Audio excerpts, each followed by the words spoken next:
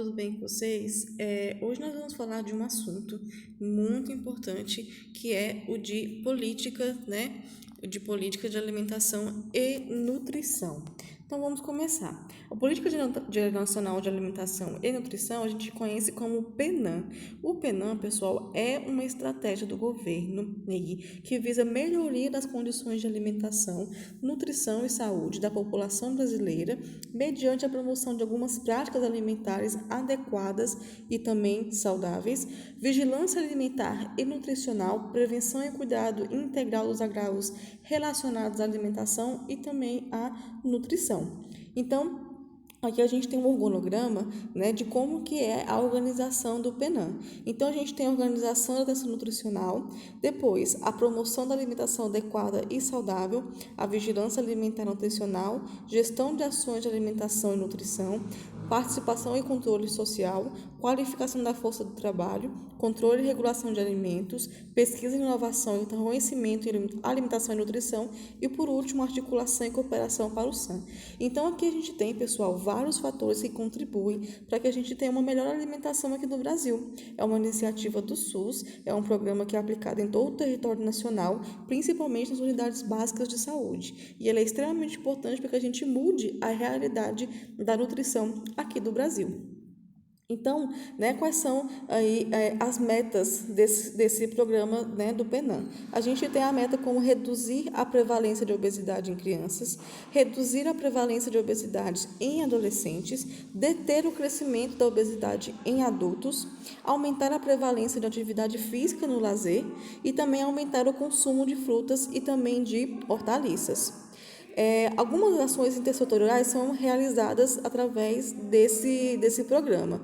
São eles, então, as escolas como espaço de promoção de alimentação saudável, aumento da oferta de alimentos saudáveis, regulação da composição nutricional de alimentos processados, redução dos preços dos alimentos saudáveis e estratégia intersetorial de controle e também de prevenção da obesidade, regulamentação da publicidade de alimentos. Então, pessoal, esse programa ele vai muito além de falar para as pessoas do que fazer, né? Ele vai envolver, então, interferências até mesmo na forma com que os alimentos são produzidos, para que a gente tenha, né, um prejuízo aí na nossa população brasileira.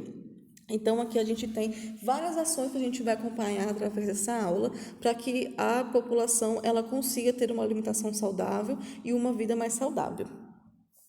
Então, por que então surgiu esse programa? Os brasileiros eles começaram a reduzir o consumo de alimentos básicos e aumentaram a utilização de alimentos processados, ultraprocessados, na verdade, né? Então, a gente tinha ali a composição do arroz e feijão, que era muito utilizado aqui no Brasil, que é um costume brasileiro muito forte, e aí as famílias começaram, então, a reduzir esse consumo, né, que são alimentos básicos, são, entre aspas, alimentos baratos, nutritivos, que compõem aí uma cadeia muito rica de aminoácidos, e eles trocaram, né, por refrigerantes industrializados, né, salgadinho, batata frita, esse tipo de alimento que não traz nenhum tipo de vitaminas e minerais, né, que estão necessários para poder manter a qualidade da alimentação do paciente.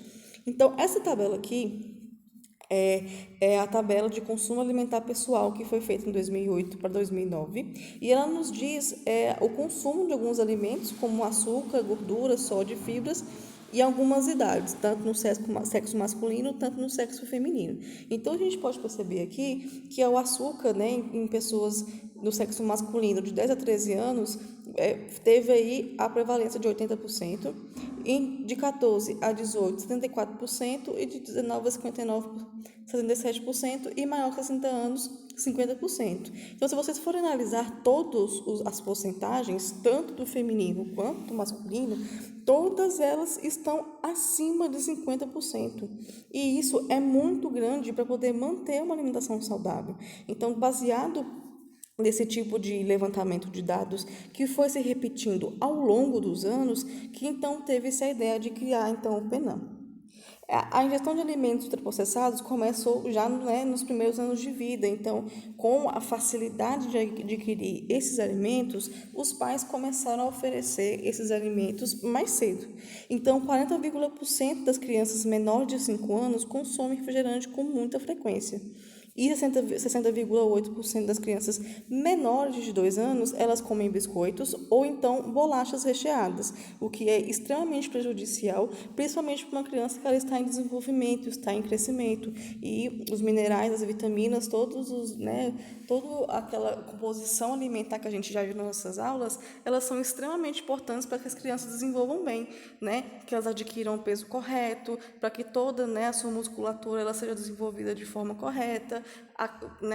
A cognição das crianças também devem ser, são atrapalhadas dessa forma, então a gente tem que tomar muito cuidado com o estilo de alimentação que a gente, né, incentiva as crianças a realizar. Eu sei que muitas vezes é mais fácil dar um salgadinho, dar uma bolacha, né, ou então é barato, né, esse tipo de alimento, porém a gente tem que tomar muito cuidado com a frequência que esses alimentos são ofertados.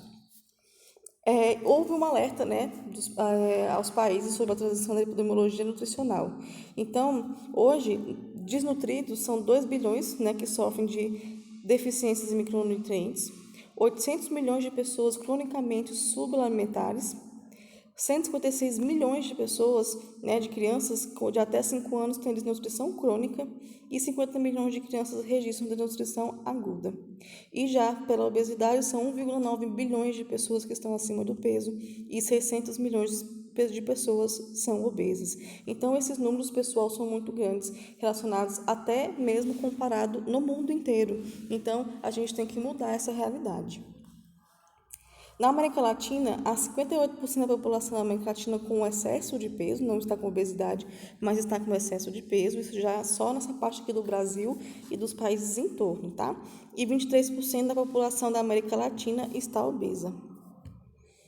Mais da metade dos brasileiros está com excesso de peso. No Brasil, 59,8% das mulheres adultas estão com excesso de peso, mais da metade, né? 57,3% homens adultos também estão com excesso de peso, que também ele aí refere a mais da metade. 25,2% das mulheres estão obesas e 17,5% dos homens também estão obesos. 1 em cada 3 crianças brasileiras de 5 a 9 anos apresenta excesso de peso. Isso é tão ruim, pessoal, quando a criança ela cresce com excesso de peso, ela não consegue correr, não consegue brincar direito, na escola ela é alvo de bullying. Então é muito triste quando uma criança ela sofre de sobrepeso. Eu sei que tem muitas doenças, né, hormonais que fazem com que a criança ela tenha um sobrepeso que não está relacionado com a má alimentação.